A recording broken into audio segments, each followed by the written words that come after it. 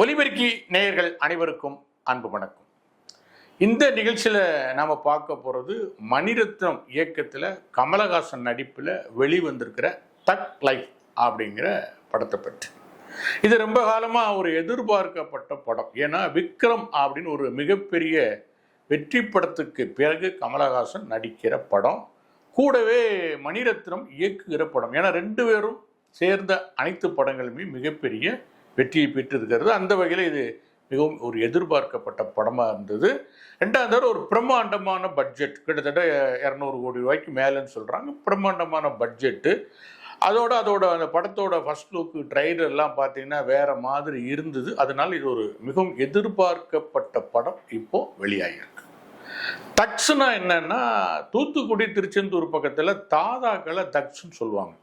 தமிழ் சினிமாவுக்கும் இது தக்ஸுங்கிற வார்த்தை ஒன்றும் புதுசு இல்லை. ஏற்கனவே நடன இயக்கிற பிருந்தா தக்ஸ்னே ஒரு படம் எடுத்தார். அந்த படம் பெரிய அளவில் பேசப்படலை. இப்போ மணிரத்னம் தக்ஸ் லைஃப் அப்படிங்கிற ஒரு படத்தை பற்றி எடுத்திருக்காரு.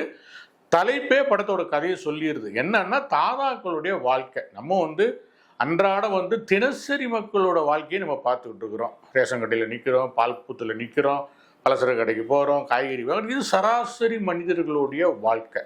ஆனால் ஒரு தக்ஸோட வாழ்க்கை எப்படி இருக்கும் அப்படிங்கிறத காட்டுறதுக்கு முயற்சி பண்ணியிருக்கிறாரு மணிரத்னம்.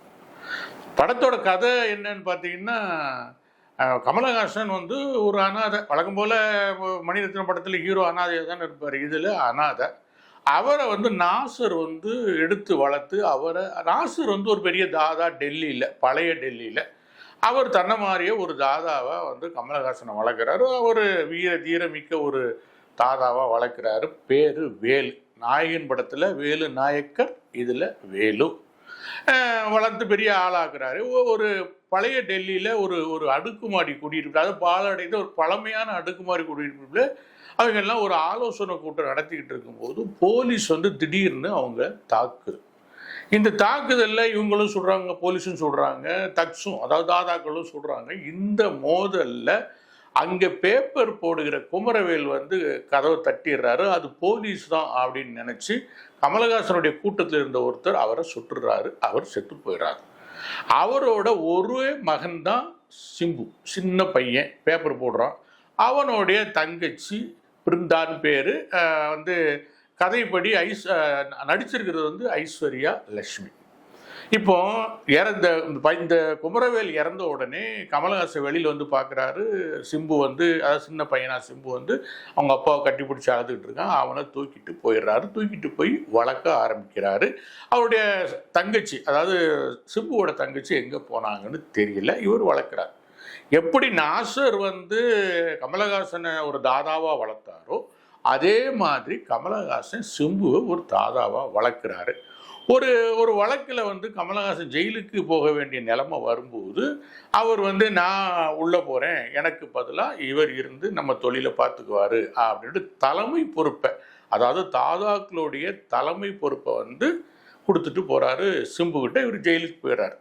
இப்போ வழக்கம் போல் என்ன நடக்குதுன்னா, சிம்புவை நாசருக்கு ஏற்கனவே கோபம். ஏன்னா கமலஹாசன் ஜெயிலுக்கு போனார்னா அண்ணங்கிற முறையில் நம்மளை தானே ஒரு தலைமை பொறுப்பில் நிரூபிச்சுட்டு போயிருக்கணும் அப்படின்னு ஒரு கோபம் இருக்குது அவருக்கு.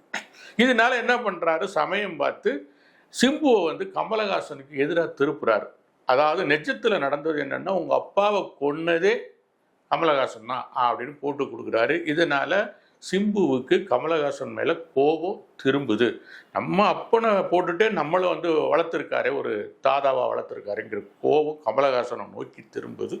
இதனால் ஜெயிலில் இருந்து விடுதலாகி வந்த கமலஹாசனை மெனக்கெட்டு இங்கேருந்து இமயமலைக்கு கூட்டிகிட்டு போய் அங்கே போய் சுட்டு கொன்று மலையிலேருந்து தள்ளி விட்டுறாரு. இப்போ முழுக்க இந்த தாதாக்களுடைய முடிசூடா மன்னனாக சிம்பு ஆகிறாரு. கமலஹாசன் மலையிலிருந்து உருட்டி விடப்படுறாரு. இப்போ கமலஹாசன் மீண்டும் திரும்பி வந்தாரா, சிம்புவுக்கும் அவருக்கும் என்ன ஆச்சு அப்படிங்கிறதான் மீதி கதை. அதை நீங்கள் படத்தை பார்த்து தெரிஞ்சுக்கங்க. இந்த கதையை சொல்லும்போதே நீங்கள் உங்கள் மைண்ட் வாய்ஸ் எனக்கு நல்லா கேட்குதையா, இவ்வளோ தூரம் கதை சொன்ன இன்டர்வலுக்கு அப்புறம் என்ன கதைன்னு எங்களுக்கு தெரியாதா அப்படின்னு நினைக்கிறீங்கல்ல. இந்த படத்தை ஒரு வகையில் பல வருடங்களுக்கு முன்னாடி மணிரத்னம் இயக்கின நாயகன் படத்தோட இன்னொரு புதிய வெர்ஷன் நாயகன் 2.0 அப்படின்னு கூட இந்த படத்தை வச்சுக்கல. ஏன்னா அந்த படத்தில் இடம்பெற்ற பல காட்சிகள், பல திரைக்கதைகள், பல வசனங்கள் அப்படியே இந்த படத்தில் இடம்பெறுது. அதுக்கு சில சின்ன உதாரணங்களை மட்டும் நான் சொல்கிறேன். என்னன்னா, நாயகன் படத்தில் கமலஹாசன் தாதா, அவர் ஒரு விபச்சார விடுதிக்கு போவார். அங்கே கஷ்டப்படுற சரண்யாவை காப்பாற்றி கொண்டு கல்யாணம் பண்ணிக்கிட்டு வாழ்வார். இந்த படத்தில் அதே மாதிரி இவர் ஒரு தாதா ஒரு கிளப்புக்கு போகிறாரு. அங்கே அங்கே திரிஷா அங்கே அடிமைப்படுத்தப்பட்டு அங்கே பாலியல் தொழிலில் தள்ளப்பட்டு கிடக்கிறாரு. அவரை பணம் கொடுத்து மீட்டுட்டு கல்யாணம் பண்ணிக்கல. என்ன பண்ணுறாருன்னா வப்பாட்டியாக வச்சுக்கிறார். இது ஒரு ஒற்றுமை. ரெண்டாம் தரம் அந்த படத்தில் மனைவி அவர் என்னதான் பெரிய தாதாவாக இருந்தாலும் மனைவி மேலே ரொம்ப ரொம்ப ரொம்ப பாசமாக இருப்பார். அது மாதிரி இந்த படத்தில் அவருடைய மனைவியாக அபிராமி நடிச்சிருக்காங்க. அபிராமி மேலே பயங்கரமான பாசம். அபிராமி கூட திரிஷாவை நீ வச்சிருக்கீங்கலாம் சத்தம் போடும்போது அவருக்கு ஒரு காமெடியான ஒரு காரணம் சொல்வார் கமலஹாசன். என்ன காரணம்னா, ஒரு மனுஷனுக்கு ஒரு ஆம்பளைக்கு பிபி இருக்குது, சுகர் இருக்குது மாதிரி இதை நினச்சிட்டு போயேன் அப்படின்னு வெகு இயல்பாக அந்த விஷயத்தை கடந்து போகிறாரு.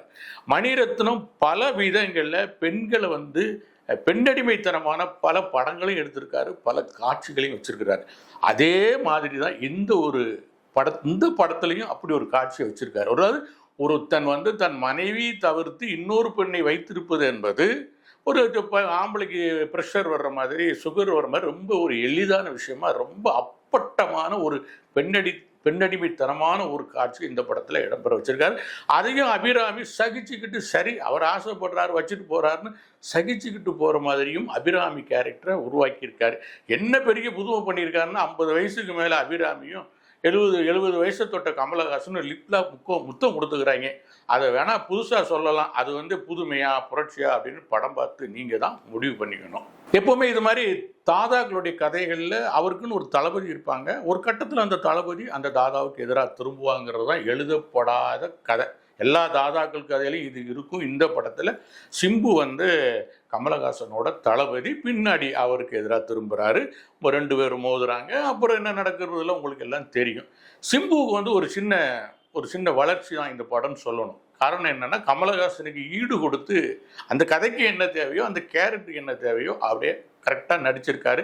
டைரக்டர் என்ன சொன்னாரோ அதை மட்டும் செஞ்சுருக்காரு. தானே சில பிட்டுகளை போடுவார் இல்லையா, அது மாதிரி எதுவும் இல்லாமல் அந்த கேரக்டருக்கு என்ன வேணுமோ அதை கரெக்டாக கொடுத்துருக்குறாரு. சிம்பு கேரக்டரை பொறுத்த வரைக்கும் ஒரு கட்டத்தில் இவர் கமலஹாசனுக்கு மகனா தம்பியா எதுவுமே புரியாத அளவு தான் அந்த திரைக்கதையே போகும். என் மக மாதிரி வளர்க்குறேன் பாரு, அப்புறம் திடீர்னு தம்பியும் பாரு, அவர் திடீர்னு அண்ணன் பாரு, இவர் அண்ணன் சொல்கிறவரை அபிராமி அண்ணின்னு சொல்ல மாட்டார். இப்படி சிம்புவோட கேரக்டர்ஸ் எழுதப்பட்ட விதம் ரொம்ப ரொம்ப ரொம்ப குழப்பமான ஒரு கேரக்டர். இவ்வளோ தூரம் அன்பு செலுத்தி பாசம் செலுத்தி வளர்க்குற கமலஹாசனை யாரோ ரெண்டு பேரில் நாசனே வச்சு சொன்ன உடனே அப்படியே எப்படி நம்புவார்? அது விசாரிக்க மாட்டாரா? அது குறித்து ஆராய மாட்டாரா? அவ்வளோ பெரிய தாதா வளர்ந்தவர் அவர் திடீர்னு சொன்னோடனே நம்பிடுறாரா? உடனே அப்படியே இமயமலைக்கு கடத்திட்டு போயிட்டு அப்படியே கொண்டு வீசிட்டு வர்றாங்கிறது ஒரு நம்பும்படியான கதாபாத்திரமாக சிம்புவோட கதாபாத்திரம் எழுதப்படலை. அடுத்து ஐஸ்வர்யலட்சுமி சிம்புவோட தங்கச்சி. அவங்க அந்த சின்ன வயசில் நடந்த துப்பாக்கி சூட்லேயே காணாமல் போயிடுறாங்க. கமலஹாசன் வாக்குறுதி கொடுக்குறாரு, உன்னை எப்படியாவது உன் தங்கச்சியை நான் கண்டுபிடிச்சி உனக்கு தர்றேன்னு வாக்குறுதி கொடுக்குறாரு. அது அந்த காலத்தில் எம்ஜிஆர் காலத்தில் சிவாஜி காலத்தில் எடுக்கப்பட்ட இந்த மாதிரி பிரிந்து போன குடும்பங்கள் சேர்ற மாதிரியான ஒரு ரொம்ப ரொம்ப ரொம்ப பழமையான ஆங்கிளில் கோணத்தில் இந்த படத்துலேயே அண்ணன் தங்கச்சியை சேர்த்து வைக்கிறாரு. நம்ம படம் பார்க்கும்போது ஐஸ்வர்யலட்சுமி அறிமுகமாகும் போதே சின்ன பிள்ளை கூட சொல்லிடும் இதுதான் சிம்புவோட தங்கச்சி, கடைசியில் ஒன்றா சேருவாங்கங்கிறது சின்ன குழந்தை கூட கணித்து விடுகிற மாதிரியான மிக மிக பலகீனமான ஒரு திரைக்கதை. அதாவது பொன்னியின் செல்வன் படத்துக்கு பிறகு எதுக்கு சும்மா வீட்டில் இருக்கணும்னு நினச்சிக்கிட்டு சும்மா ஒரு கதையை எழுதி சும்மா ஒரு படத்தை எடுத்து அதுக்கு பிரம்மாண்டமாக செலவு பண்ணி இந்த தக்ஸ்லைட் படத்தை வெளியிட்டிருக்காரு. நான் கேட்குறேன், சமூகத்துக்கு தாதாக்களுடைய கதை எதுக்கு? அவங்களுடைய வாழ்க்கை எதுக்கு? அது போலீஸ் பார்த்துக்கும். போலீஸுக்கும் தாதாவுக்கும் இடையில மோதல் நடக்கும், இங்கிடிச்சாவாங்க அங்கிடிச்சாவாங்க, அது ஒரு ஏரியா. இதை இவ்வளோ பெரிய படமாக எடுத்து ஜனங்களுக்கு காட்ட வேண்டிய அவசியம் மணிரத்னத்துக்கும் இல்லை. அதில் கஷ்டப்பட்டு இந்த வயசுலையும் இவ்வளோ கஷ்டப்பட்டு நடிக்க வேண்டிய அவசியம் கமலஹாசனுக்கும் இல்லை. நடிப்பை பொறுத்த வரைக்கும் கமலஹாசனுக்கு எந்த குறையும் சொல்ல முடியாது. அந்த கேரக்டருக்கு என்ன வேணுமோ அதை பண்ணியிருக்காரு. அவர் ஒரு கராத்தையெல்லாம் தற்காப்பு கலையெல்லாம் கற்றுக்கிட்டு சண்டை போடுவதிலாகட்டும், அதாகட்டும் இதாகட்டும், நடிப்பாகட்டும், மனைவி மேலே உள்ள ஏக்கமாகட்டும், நம்முடைய வளர்ப்பே நமக்கு எதிராக திரும்பிட்டானே அப்படிங்கிற சோகமாகட்டும், எல்லாமே கமலஹாசனுடைய நடிப்புனால மெருகேற்றப்படுது. ஆனாலும் பலவீனமான கதை, இன்னும் பலவீனமான திரைக்கதை, இது ரெண்டும் சேர்ந்து கமலஹாசனுடைய நடிப்பை அப்படியே அமுக்கி அதை ஒரு வெறும் காட்சியாக தான் நகர்த்திட்டு போகுது. பொதுவாக மணிரத்னம் படம்னா 2 இடத்துலையாவது நம்மளை அழ வைக்கும், 2 இடத்துலையாவது நம்மளை உச்சி கொட்ட வைக்கும். ஆனால் இதில் எதுவுமே இல்லை. எல்லாமே காட்சிகளாக சீன் பை சீன் அப்படியே நகர்ந்துக்கிட்டே போகுதே தவிர ஒரு இடத்துக்குள்ள நம்ம மனசை தைக்கிற மாதிரி ஒரு காட்சியில் எப்படியாவது தைக்க வச்சிடணும்ட்டு கமலஹாசன் பீச்சில் அபிராமியை கெஞ்சுறாரு, என்னை போடா வேலுன்னு சொல்லு, என்னை திருப்பி பாரு, என்னெல்லாமோ சொல்லி பார்க்குறாரு. அந்த காட்சியில் கூட அதுதான் பெரிய உருக்கமான காட்சின்னு நினச்சிக்கிட்டு மணிரத்னம் படமாகியிருக்காரு. அந்த காட்சியில் கூட ஒரு சொட்டு கண்ணீர் வரலை. ஏன்னா கதை வலுவில்லாத கதை. சின்ன பிள்ளை கூட அடுத்து என்ன நடக்கும், அடுத்த சீன் என்னங்கிறது எளிதாக சொல்லுகிற மாதிரியான ஒரு திரைக்கதை, பலவீனமான திரைக்கதைனால படமும் பலம் இழந்து நிற்கிது.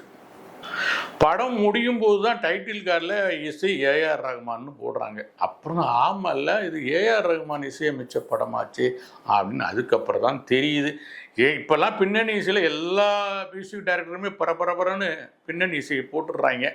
அதே மாதிரி இந்த படத்துலையும் ரஹ்மான் பின்னணி இசையை பிரமாதமாக பண்ணியிருக்கிறாரு. ஆனால் மணிரத்னம் ரஹ்மான் காம்பினேஷன்னா என்ன மாதிரியான பாடல்கள் வரும், எப்படி ரசிப்போம், எப்படிப்பட்ட பாடல்கள்லாம் வந்துச்சு. ஆனால் இதில் எந்த மாயாஜாலமும் நடக்கலை.